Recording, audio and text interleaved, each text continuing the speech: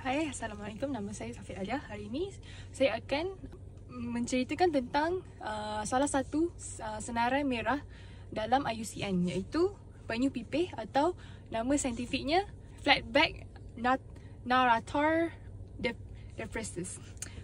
Penyu ini telah disenaraikan dalam IUCN pada tahun 1996. Ini contoh. Ni penyu tu. And penyu pipih ni, keputusan semakan semula penyu pipih ini telah dibuat berdasarkan data sebelum tahun 1995 dan kriteria IUCN 1994. Hai, nama saya Wan Iman Batul Azri.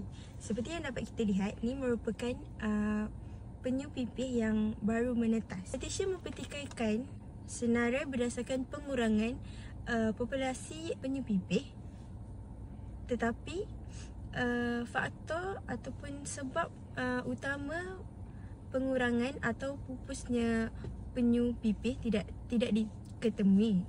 Data yang diperolehi tidak mencukupi. Tetapi data tidak mencukupi dalam 20% dalam jangka masa 3 generasi. Oleh itu, spesies ini dianggap sebagai kurang data.